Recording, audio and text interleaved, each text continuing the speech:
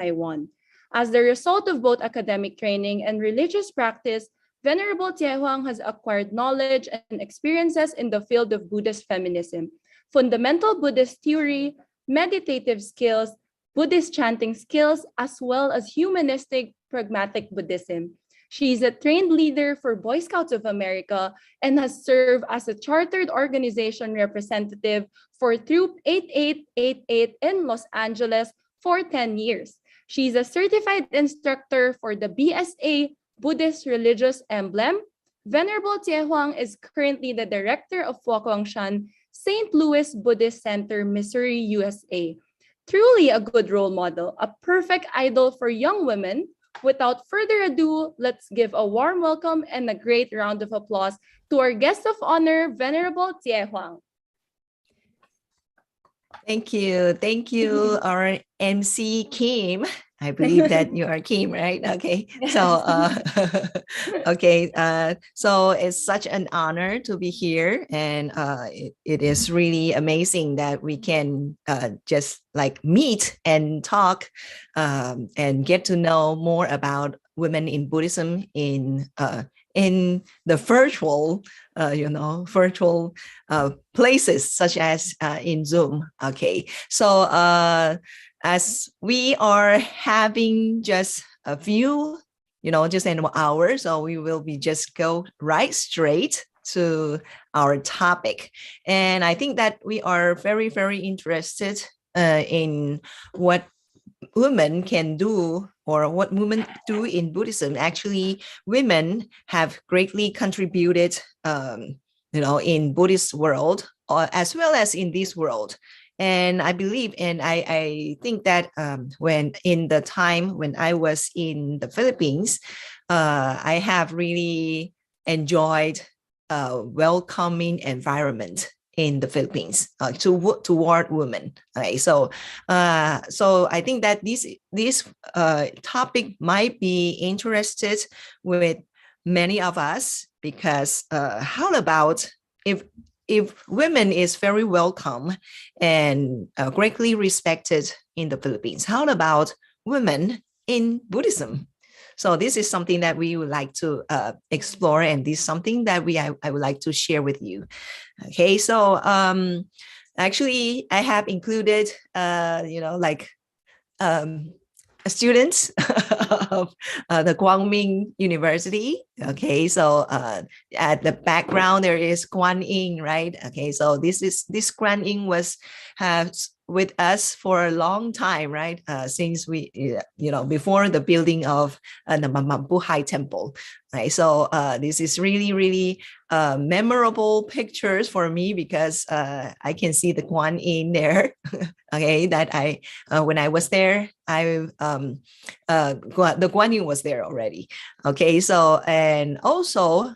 So there are some contributions, okay, like women working as a volunteers in the temple, as the lower photos, lower right photos, and women who have their spiritual practice, okay, in the monastery, okay, or Buddhist community. Right? Then we have also having some, seminars in the NGO. Okay, so it's in the national UN. So about how we contribute contribute our educational programs, okay, in Africa, okay, as well as in India. Okay, so we have done that for I think 3 times already. Okay. So actually, this is something that we can see every day in our temple, women working in the temple, but they are hardly recognized, especially in the ancient time, and especially in Buddha time.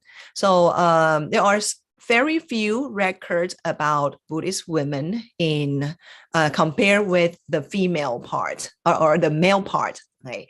But we still have like a sneak peek from several records or several texts about how women, how the life of the Buddhist women, especially in the sangha. Okay, so I would like to talk about the 4 assemblies. I think that you have known about these. So we have in Buddhist community, there are 4 assemblies. Okay, so for the sangha or for the monastic, we have male and female monastics, which we refer to bhiksu and bhiksuni, or bhikkhu, bhikkhuni in Pali. Right? Bhiksu, bhikshuni is in Sanskrit. And laymen and laywomen, upasaka, upasika. Okay, so I think that when you are in the preset ceremony, you will be, hearing that very much, like in Chinese is 优婆塞, 优婆夷, right? Okay, so it's upasaka, upasika. Okay, so actually the female has already occupied, or is half of the assemblies, right? Okay, so I think this is really, really very, very important. But unfortunately, we have a very, very few record about women. But there are some women that is greatly contributed. Their contribution was not being ignored, so we still can see it in the Buddhist text. Okay. So before we start, we are going to talk about this 18 Arhat first. Right? So I would like to introduce the 18 Arhat in Fo Buddha Museum, which is in Taiwan. It is just a sacred place beside our headquarters. Okay, so I think that if you have a chance to go there, it is a very huge complex that you can you can enjoy. And there are 18 Arhat, the statues alongside of the courtyard, the big courtyard. And if you go over, you might notice that there are 3 statues that are really, really very different from the traditional ones. So the traditional ones, as we can see on the slides, it is in Shilai Temple, Los Angeles. So you can see that there are 18 Arhats. Actually, this is a traditional setup for the Chinese traditional, temple format. And we can see that there are 18 of them, or sometimes there are 16 or 500 or even 1,000. Okay, so but the well-known is the 18 Arhat. Okay. But they are pretty much in the traditional roster of them, or traditional way of making it, they are all male. Okay. But unlike the Fo Buddha Museum, there are 3 female Arhat. Right. So here is the 3 female Arhat statues. So we included 3 female monastic who believes that they have attained arhathood in the Buddha time, so that we can, it is really such an honor to make 3 female figures in the 18 Arhat. And actually, this is a breakthrough of our this 18 Arhat image. So there is never been a female figures that included in these 18 Arhat. Okay, so I think that if we are able to travel back to Taiwan, okay, so I think that everyone wanted, right? Okay, so if we happen to have a chance to go back to our headquarters, and please visit the Buddha Museum and to take a good look at these 3 female figures. Okay, so one of them are Mahaprajapati. The rest of them are, they are also very well known, but it's because time limit, so we can't say that we can talk about them. But today we're going to talk about Mahaprajapati bhiksuni. Okay, bhiksuni, the female monastic. Okay, sorry. Okay, so the first, actually, Mahaprajapati bhiksuni, her last name is Gautami, and she is considered the first bhikshuni in Buddhist sangha in the Buddha time. Okay, and actually she is the foster mother of the Buddha. Okay, so actually you can see the photo from the Wikipedia. So it is kind of like it is really, it's a female, a mother. Okay, so a mother holding a baby, right? Okay, so it is kind of like a Moderna, right? And there is a Catholic photos, right? Virgin Mary carrying a baby Jesus, but here we have Mahaprajapati, holding the baby Buddha. Okay, so very similar art expressions. Okay, so Gautami, of her last name, so we know that she is really very related, close related to the Buddha. Yes, as we can see the Buddha's family tree. Yes, she is the stepmother, and so Mahaprajapati with her sister Queen Maya are both married King Suddhodana. Okay, so the father of the Buddha. So as you can see, and she actually, Queen Maya gave birth to the Buddha, which we call Siddhartha Gautama. And Mahaprajapati gave birth to one daughter and one son. Okay. Later they were all joined the sangha, the Buddha sangha. Okay, so one is Nanda, and another one is a female. Okay, so her name is also Nanda in here. Okay, but the pronunciation is different. Okay, so you can see that Mahaprajapati was the aunt and the stepmother of the Buddha. Okay, so for Queen Maya, so we can talk about the birth mother of the Buddha. So Queen Maya was being remembered, or we know Queen Maya from the story of the Buddha, especially the birth of the Buddha, right? Okay, so the Queen Maya dreamt about the white elephant, and she got pregnant, and then whoops. Okay, and then this is the art that she gave birth to the Buddha. And of course, as the record said, that she passed away after her delivery, right? 7 days after her delivery, okay, or the delivery of the baby. Okay, and then after that, she get rebirth to a heaven called Trimsa. Okay, so it's heaven of 33 devas. Okay, and Buddha even went up to the heaven to give her teachings, and that is something that we can see in the Tigigarbha Sutra, right? Okay, so that is all related. Okay, and then in the art expression, there is something called the Buddha is descending from the heaven after her teachings to his mother. I'm sorry.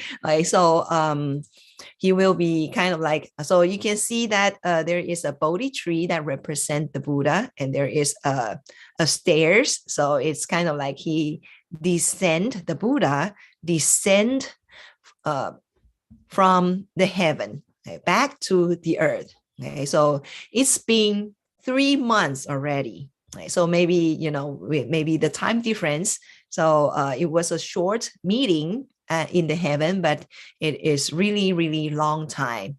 Okay, after this, so it's it was believed in Buddha was away for 3 months. Okay, so that is Queen Maya.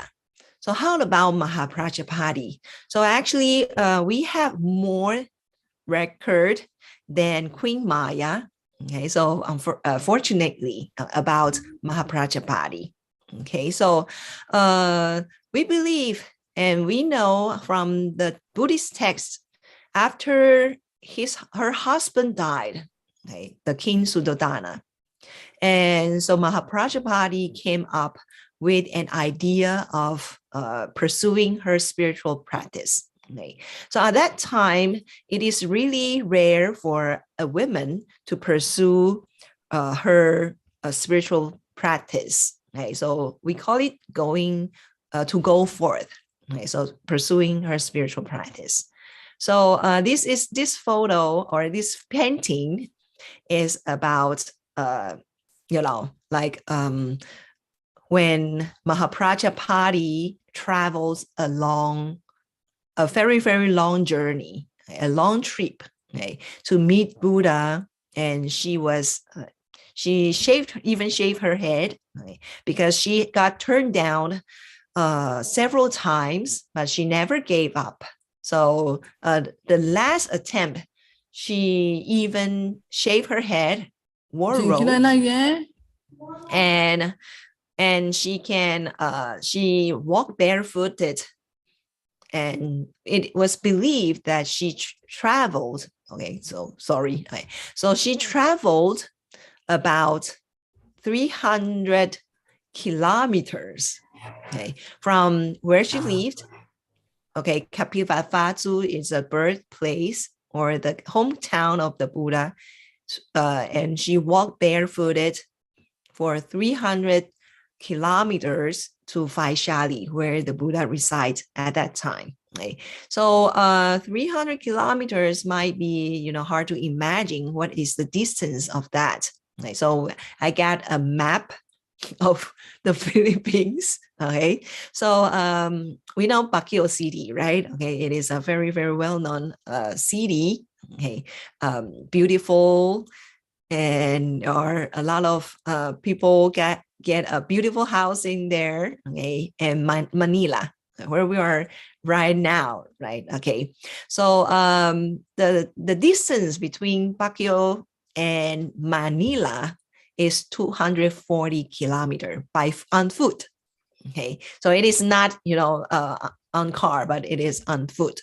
Okay, so for 300, so it's kind of like we walk barefooted, or we kind of like run marathon up north to Baguio City from Manila, and it will take like 48 hours for us to reach it, and it is just 240 kilometers. So for Mahaprajapati, she might have walked longer, right? Okay. So like maybe 100 more miles to reach from the Kapilavatthu to Vaishali.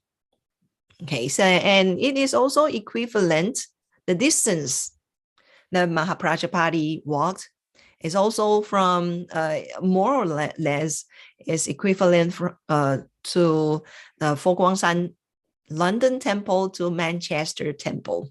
Okay, so if you happen to go to the United Kingdoms and you want to challenge yourself to kind of like reenact the travel or the trip of Mahaprajapati, you can just go on your way. Okay, so and also in America, and for in Florida, we have two temples, like one in Orlando, another is in Miami or Fort Lauderdale. Okay, and it was about like 196 miles, so it is more or less like 300 kilometers. So it is really quite a walk, for a royal female. She abandoned all her and all the entitlement, and she walked barefooted. Of course, she was accompanied with 500 Sakya clan of women from Sakya clan. But it is really, you may be amazed for those women travel very long time, okay, 300 kilometers. Okay, so after they reached the Vaishali where the Buddha resides, and they were kind of like, Mahaprajapati was kind of like very, very unsure, uncertain, because she got turned down several times. Her request got turned down by the Buddha. So she was kind of like having this uncertainty. So in the Buddhist text, she was described as, she was very dusty because she was walking barefooted. I think that there is no way for her to take bath. Okay, maybe they just travel straight, okay, but slow, but they don't have much time to rest. So you can imagine her feet must be swollen and very dusty, because there is, you can travel out, right? Okay, and without any protections, and you don't need to get into the car, but you walk along on the street of Manila, then you know that after you get home, maybe you the first thing that you do is go right to the shower room and take a bath, right? Okay, so shower. But they actually in Mahaprajapati's time, there is no chance for her to do that.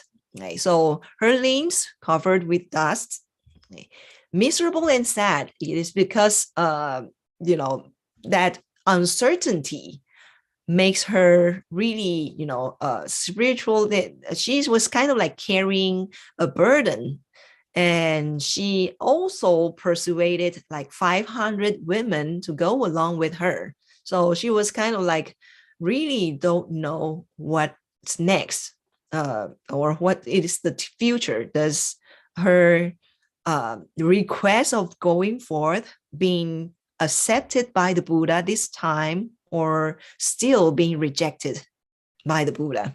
Okay, but gladly, okay, or luckily, she met Ananda. Okay, so that make her to meet, to meet the Buddha again. And also, Ananda had a wisdom to persuade the Buddha. And finally, the Buddha accepted and ordained the women.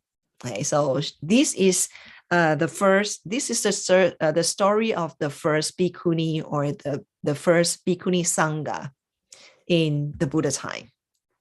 So the Ananda was really, really welcome and well memorable by the female sangha that time. Okay, so he is really, really popular in the female sangha. Okay, so but we know that he also served an important role to the female sangha, because he is the one who shows the willingness to teach the female sangha. Okay, so that is the reason why he was really, really popular. So not because of his look, but it is because his kind heart and his kind act. Okay. So I would like to just pause a little bit and let us go back for my storytelling. Okay, so I consider myself a bad storyteller. So to reflect on what made Mahaprajapati's quest successful. So I would like you to, kind of like, if you are able to type your answer on the chat, then you can kind of like type it. So there are a lot of, good circumstances, right, for Mahaprajapati's, request of going forth, pursuing her spiritual practice successful. Right. So is there anyone who would like to just like you can type in what really make Mahaprajapati? So there are several people, right? Okay. That works in these events, right? Or do you know how it works on the chat? Okay, so I didn't see any answers yet. Oh, okay, persistence. Okay, that is her characters. How about people that make her request of practicing spiritual practice successful? Are there any people who supported her? So persistence is one. Ananda helped. Okay, that's good. Okay. How about Mahaprajapati? Does she herself work it out, make it work? Right. I think that Mahaprajapati is also important, serves as an important role for herself, right? Okay, so that's right. Okay, so Ananda also. Okay. How about the Buddha? Buddha also, right? Okay. But I think it is the spirituality of the Buddha that draws her to be persistent. Okay, that's very good bond, right? Bond. Okay. Yeah. Oh, yes. Actually, there are as we learn from Buddhism, right? Okay. There is a teaching called causes and effect, or we call law of causality. So actually, there are a lot of causes that make things happen. Okay. So I think that Mahaprajapati's quest, okay, not just from her persistence, okay, or motherly nature. Yes, Mahaprajapati's motherly nature. This is a very good answer too, because it is from Venerable Miaojing. Yeah, yes. And actually, Ananda were able to persuade Buddha. And the reason why he was able to persuade the Buddha is that he was mentioning about that Mahaprajapati is your mother. Okay, so that is also a very, very crucial answers too. Okay. So what happened after Mahaprajapati get accepted as the first bhikkhuni in Buddhist sangha? Okay, so actually there are a text that was not translated in the Chinese community, right? So we can find it only in Pali texts, right? So it's called Therigada. Okay. I think there are already translations of different languages, including English and Chinese. So you can just go there, look for it, and there are several. It recorded several bhikkhuni, or like well-known bhikkhunis of their enlightenment. Right. So actually, this is a test about the enlightenment gatha, or the poem of these enlightened Buddhist women in the Buddha time. Okay.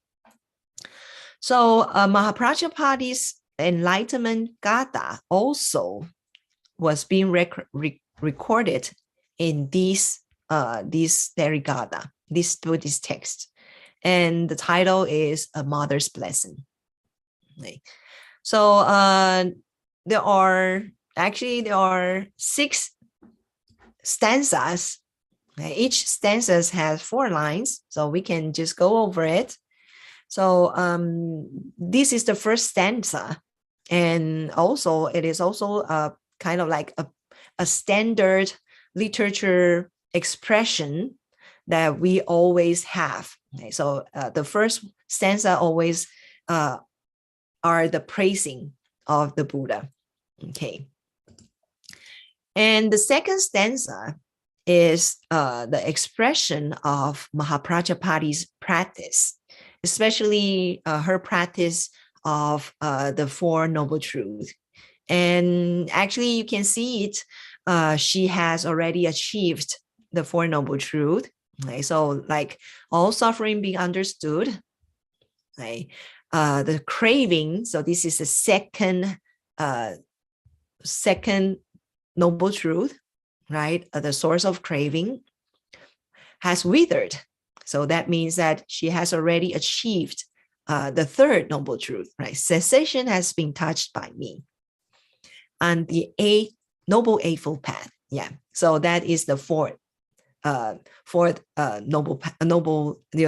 fourth noble truth. Okay? So it is the noble eightfold path. Okay. And then after she got enlightened, actually she has we believe that she got supernatural powers that enable her to kind of like look back to her past lives. Okay. So she describes about it. So she observed her past lives. So she describes that I have been mother, father, son, brother, grandmother too, right? Okay.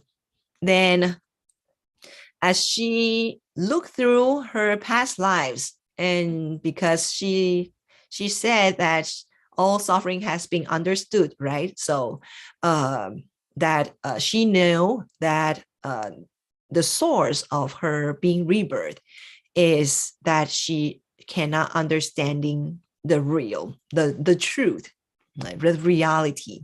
Okay, so she cannot find peace. But at this life, because of the teachings and her spiritual practice, that she is able to do so.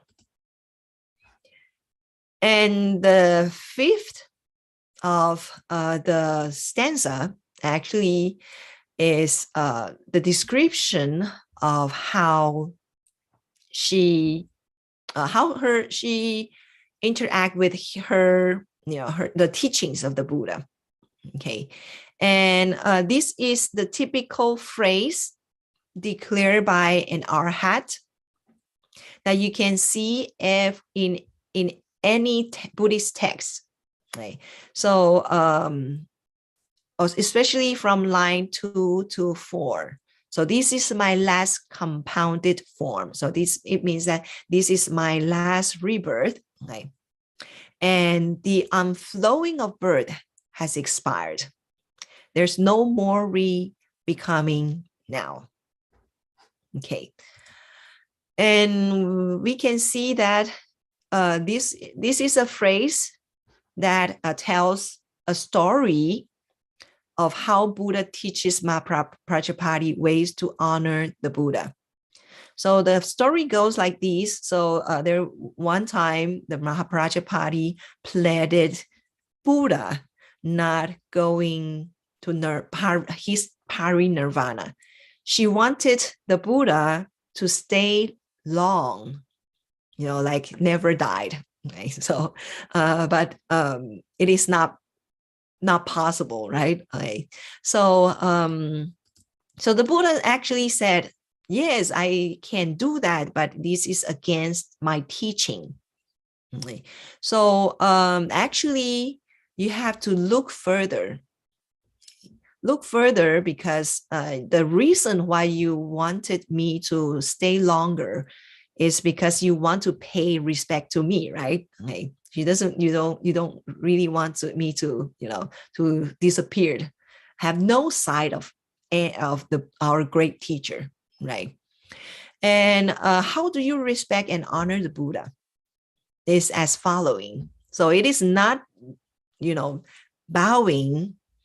It is instead putting your effort, practicing, and having strong resolution on the way of your liberation. Then that make one to honor the Buddha. So this is a story that is that the Buddha taught Mahaprajapati the true meaning of honoring the Buddha. Okay, so this is also, we can learn that when we are bowing to the Buddha, okay, we also have to have a strong resolution toward our spiritual practice. Okay, and this is the last stanza, and this is being more emotional because she remembered about her sister Maya. Okay, so surely for the good of so many did Maya give birth to Gautama. Okay, so this is so very, very personal and emotional because it talks about the life of the Buddha and also the life of herself and her sister.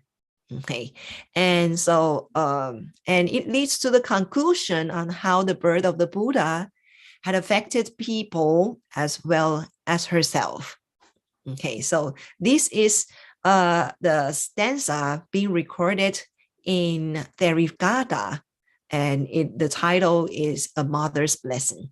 Okay, so now after we read it and we really, can understand why the title was A Mother's Blessings, right? Okay, so what is Mother's Blessings? As we know that for Chinese community, we really propagate something called xiao, right? It's called filial piety. Okay? So we have to respect our parents.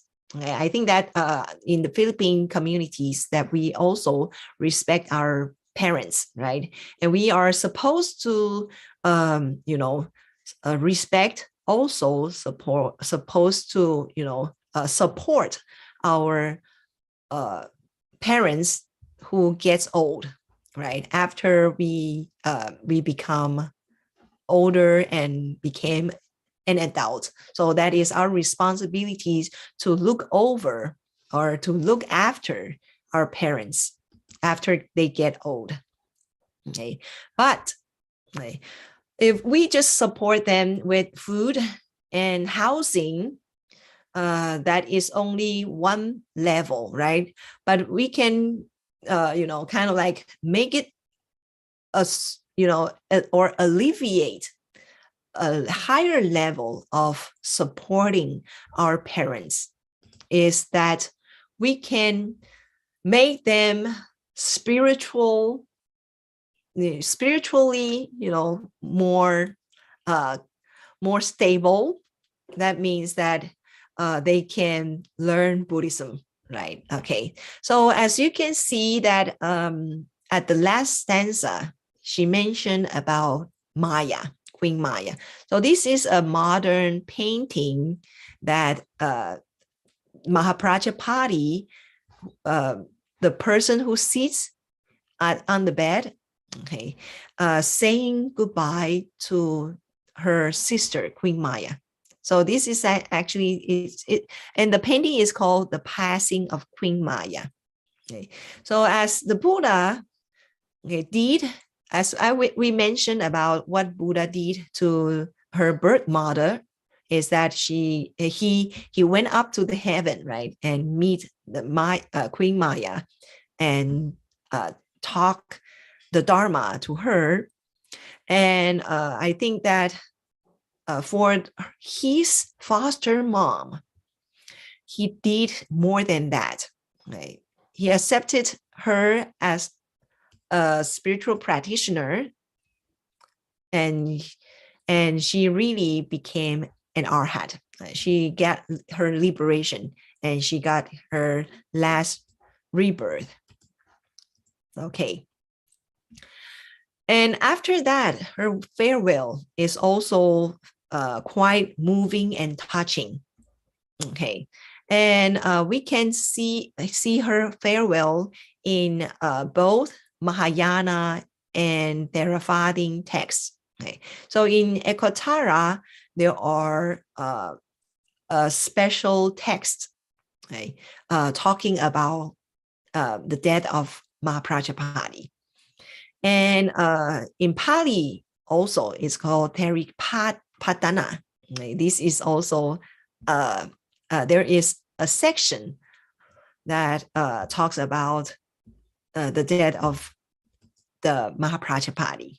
Okay, so we call it parinirvana. Okay, so after Buddha claimed his or announced his parinirvana, so it is kind of like about after he was kind of like announcing his parinirvana, saying that after 3 months, then I will be, entering parinirvana in certain place in certain time. Right? After his announcement, Mahaprajapati knows that, and she really wanted to, she decided to go to parinirvana before the Buddha. Okay, so she went to the Buddha and she bid her farewell to Buddha. Okay, and this is also from the Pali text, because in Chinese text it was kind of like very rational, but I can see it in it is more emotional or more touching in the Pali text. So I would like to share with you the Pali text. So this is the words that Mahaprajapati to the Buddha. Okay, so I am your mother and you are my father. Right? So how so? So mother is like I'm. In fact, I am your foster mom. Okay? But spiritually, in the Dharma, you are my father, right? You gave me the joy. You gave me, we call it Dhammakaya, right? The body of the Dharma. Right? So actually, it is kind of like, and also she said that I am born from you. Yes, that is something. It is also a comparison. It is very, very literally, it's very beautiful, right, with the literature expressions. Right? And it is kind of like a comparison of him or herself and the Buddha. Okay. So your body made of flesh and bones. So your body means the Buddha, right, was reared up by me. So she was the Buddha's foster mom, right? So he was rearing and carrying her, the Buddha, the baby Buddha, all from the baby time, right? Okay, so she brought up the Buddha, okay, but this is another comparison. Okay, my flawless body made of truth. So it is her spiritual state, right? We call it Dhammakaya, right? Was reared up by you. Okay, so there are more of several, Okay, so here, okay, rear up, right? Okay, the baby Buddha, how the mother cares the sons. So actually, Mahaprajapati also gave birth to Nanda, okay, the Buddha's half brother at that time. And so she was taking the responsibility to take care of the 2 babies. Okay, so I think she is very, very busy at that time. Okay, so this is a painting, okay, describing Mahaprajapati, how she nursing, how she breastfed the infant Buddha. Okay. And this is also very touching because as a mother, we know that this is something very, very true to her sons and daughters.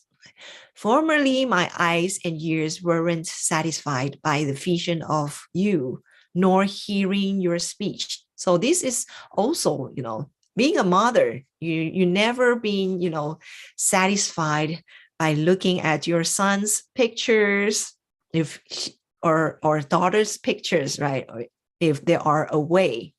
But if they come back to visit you, then you will be kind of like, wow, very happy, right? Wanting to talk to them, look at them, be with them, right? Okay, or cook to them, right? Okay, but now having obtained perfection, so she became an arhat.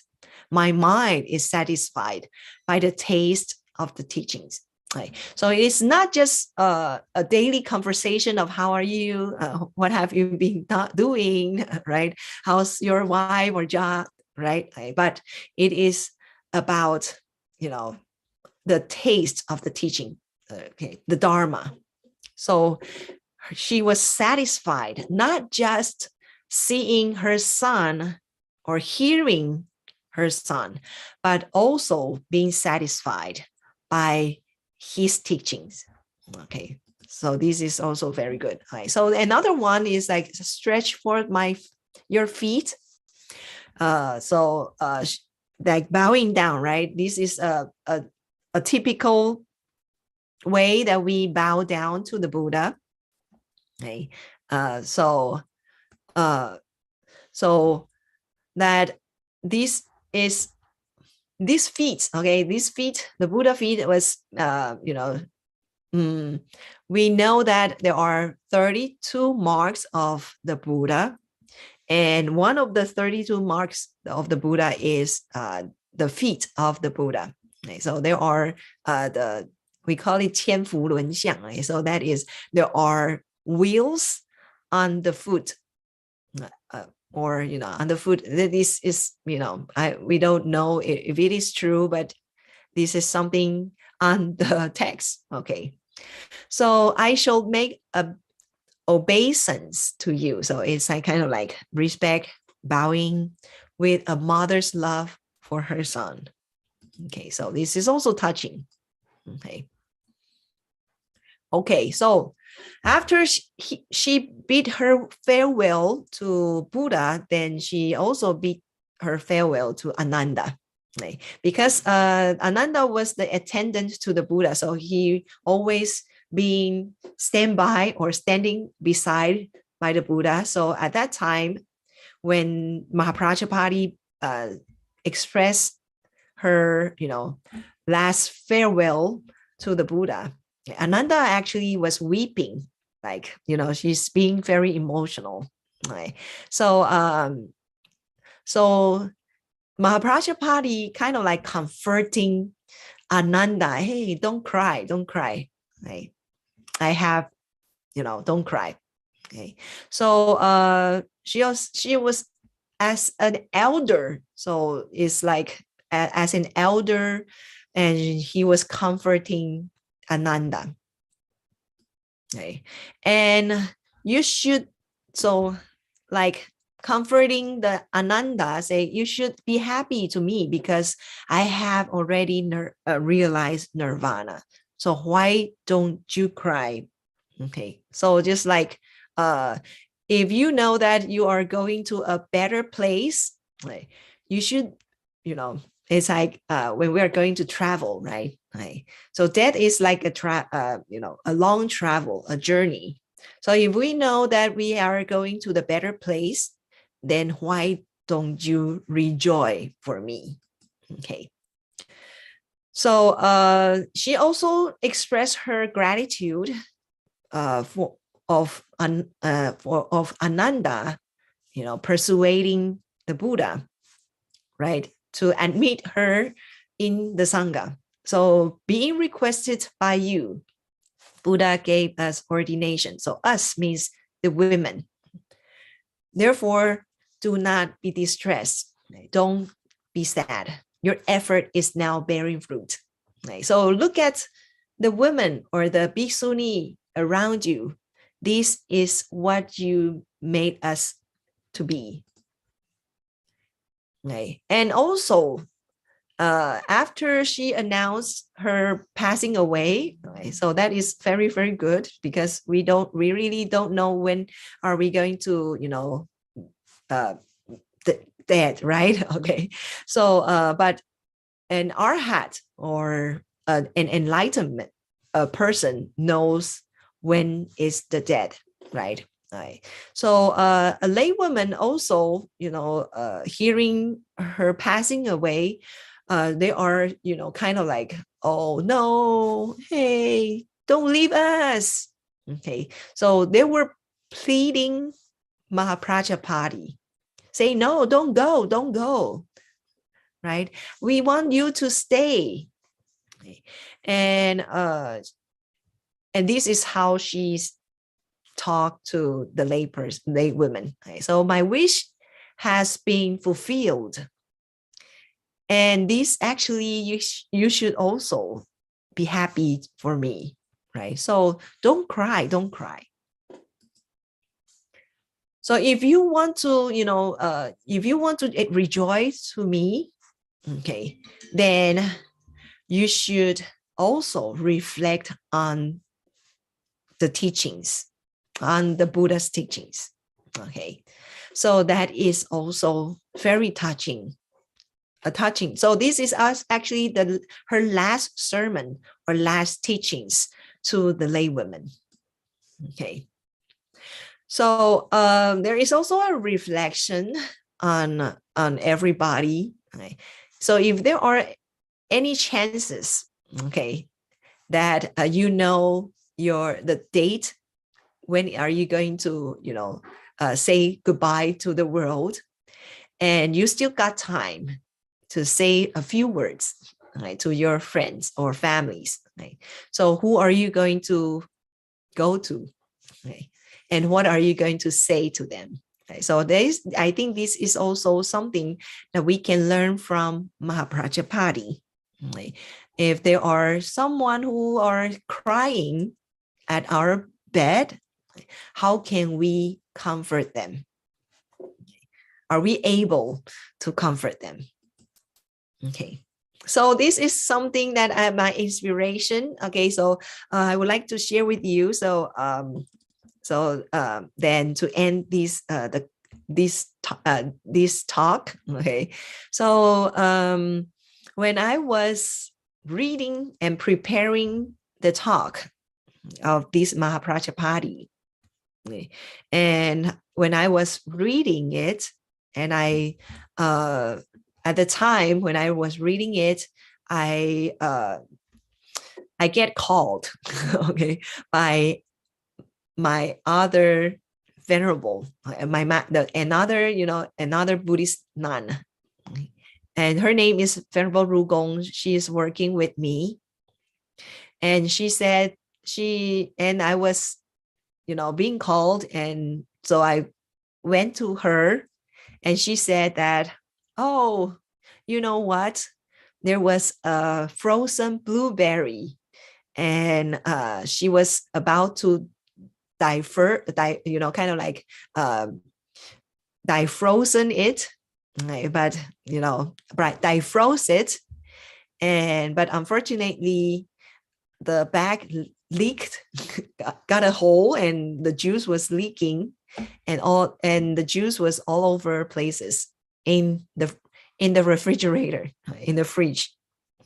So she was kind of like a bit frustration, because we just have a deep clean on the refrigerator.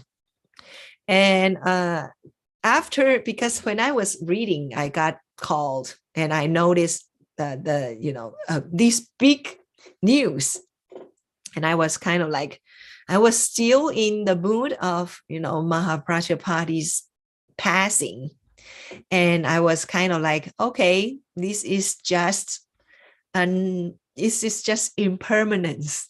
Okay, so something that I learned from Mahaprajapati's passing is the impermanence, and when I was learning from the text, also I was learning from the life, from our real life, that there was impermanence. Right? There will be something surprised, right? Or there will be some incidents or accidents, right? That that we will never think of. And then after that, we will be, kind of like, okay, so what are we going to do with it? Right? But when we are kind of like thinking about impermanence, then we will be, kind of more calm, having more calm, and we can have a better chance to properly deal with it. Okay, so after that, so at the end, I would like to end this talking about by the last stanza of the Mahaprajapati Gautami. Okay, so this is the sermon of the Buddha after Mahaprajapati get cremated. Okay. So I think that this is also serves as a reminder that Buddha always taught us to be an island of ourselves, right? So be a lamp unto yourself, be an island unto yourself. Right?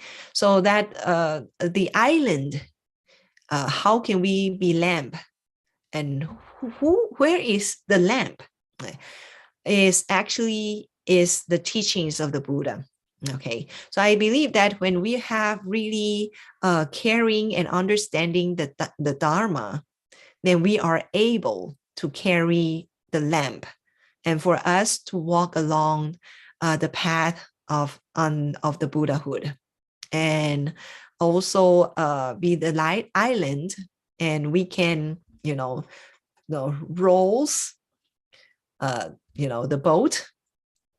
the boat of the Dharma, and we can reach to the other shore. Okay, so we still got a few moments, a few minutes. So is there any questions?